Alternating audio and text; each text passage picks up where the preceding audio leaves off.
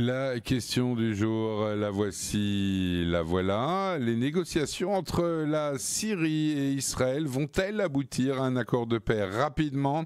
La question est posée et donc pour tenter d'y répondre, nous sommes ce matin en compagnie de Gérard Vespierre, géopolitologue et fondateur du site Le Monde Décrypté.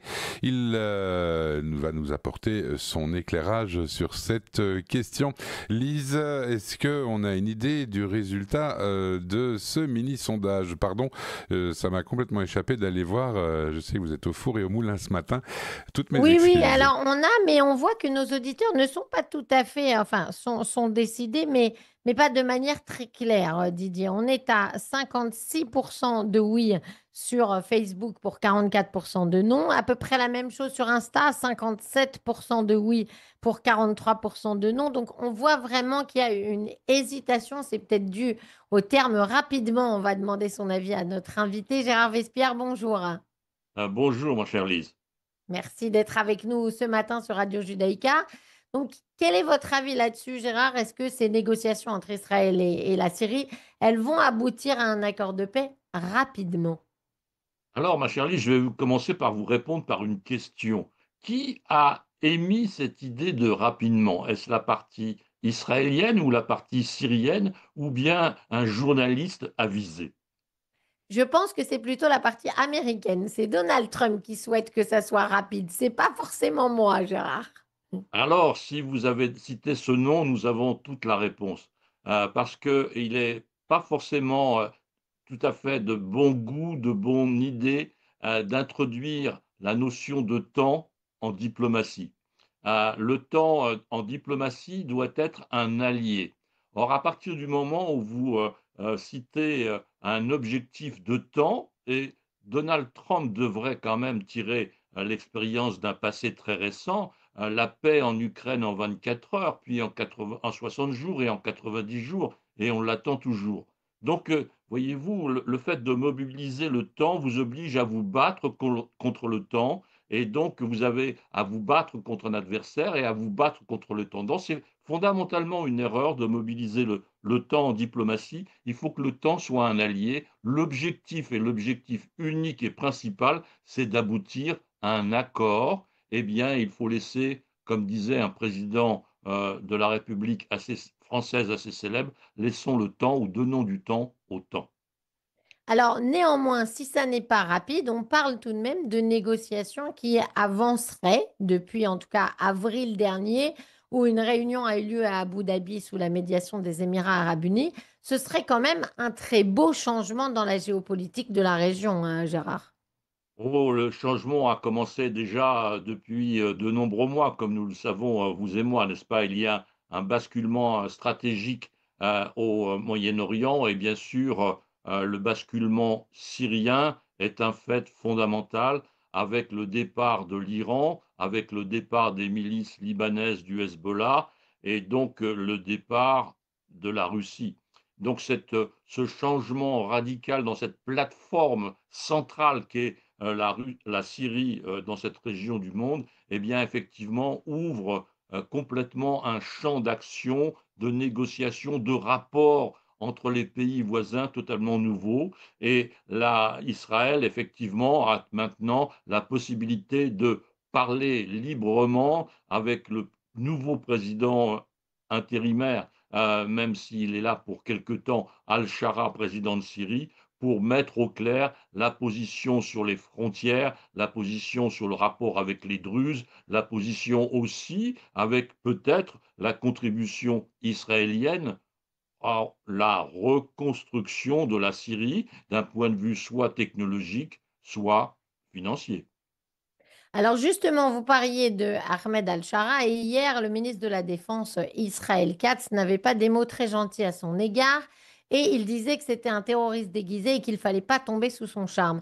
Est-ce que Israël va pourtant lui faire confiance ou être obligé de lui faire confiance, Gérard? Alors voyez-vous, là nous parlions depuis quelques minutes diplomatie et affaires étrangères et vous vous référez au ministre de la Défense. Donc il est tout à fait logique que le ministre de la Défense ait peut-être un regard à 90 degrés, un peu différent avec le ministre des Affaires étrangères qui est là pour effectivement entamer des négociations et le ministre de la Défense est sur la défensive vis-à-vis effectivement d'un rapport avec un pays voisin qui a été un pays hostile pendant des décennies. Donc, je crois que les 2 sont dans leur rôle et le profil et ce qui se dessine avec l'arrivée d'Al-Shara depuis, maintenant un peu plus de 6 mois, eh bien, est positif. N'ayons pas peur des mots. On a vu la réunion à Paris, on a vu la poignée de main avec Donald Trump, on a vu la levée des sanctions. Donc il y a un appel d'air diplomatique et de rétablissement des relations normales avec un pays, voisin et important dans la région, depuis la chute de Bachar el-Assad. Alors, ce matin, Tsahal a arrêté des Syriens soupçonnés d'espionner pour le compte de l'Iran. C'était au sud de Quneitra en Syrie. Est-ce qu'il y a beaucoup comme ça de personnes qui sont inféodées à l'Iran dans le sud de la Syrie, à votre avis, Gérard Vespierre? Oh, beaucoup non, mais vous savez, il suffit de quelques-uns pour remettre un désordre. Il suffit de quelques dizaines de personnes pour commettre des attentats répétitifs. Donc, le nombre n'est pas la clé. La clé, c'est effectivement la volonté d'un pays étranger de semer le chaos. Et s'il y a un retour de Daesh, eh bien, il faut regarder qui est réellement en Syrie, retour de Daesh en Syrie, eh bien, il faut regarder réellement qui est derrière le financement, derrière l'agitation, derrière la promotion, la poussée de Daesh pour commettre des actes et des attentats en Syrie. Donc l'Iran a été évincé alors que les relations entre la Syrie et l'Iran étaient historiques, n'est-ce pas?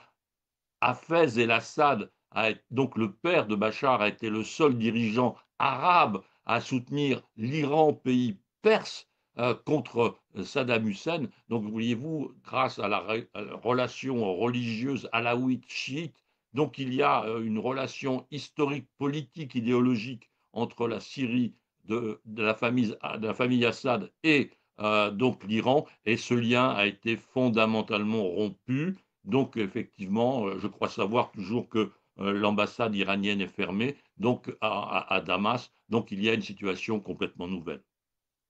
Pour finir justement sur la nouveauté, en tout cas l'espoir de nouveauté, Gérard Vespierre, on parle beaucoup de l'extension des accords d'Abraham à plusieurs autres pays arabes. Est-ce que la Syrie est un bon candidat pour ça? Alors, je pense que c'est un candidat de deuxième rang, n'est-ce pas? Le premier rang, c'est effectivement d'avoir un accord sur les frontières, un accord de paix entre les 2 pays et après avoir eu cet accord, appelons-le sécuritaire, il y aura tout le loisir dans un deuxième temps, d'avoir un regard vers le développement, vers les relations commerciales, vers les relations financières, vers la relation diplomatique, formalisée. Mais je crois que dans un premier temps, il y a d'autres candidats. Il y a bien sûr l'Arabie saoudite et puis il y a cette question, je dirais fondamentale dans l'élargissement des accords d'Abraham, c'est la demande des pays arabes d'une reconnaissance d'un État palestinien. Donc voyez-vous, à chaque jour suffit sa peine. Voyons déjà un accord sécuritaire avec la Syrie avant d'aller au-delà. Merci beaucoup, Gérard Vespierre, pour avoir été avec nous ce matin et vos analyses toujours pertinentes. Je rappelle que vous êtes géopolitologue et fondateur du site Le Monde Décrypté. Bonne journée à vous, à très vite. Merci, bonne journée à vous. Au revoir. Merci, à très vite Gérard Vespierre, 8h57. La question du jour pour demain, faut-il oui ou non selon vous continuer la guerre à Gaza? Faut-il oui ou non continuer la guerre à Gaza? D'ici quelques minutes, vous pourrez aller sur Insta, sur X et sur Facebook nous donner votre avis. On en parlera bien entendu demain matin aux alentours de 8h45. Allez.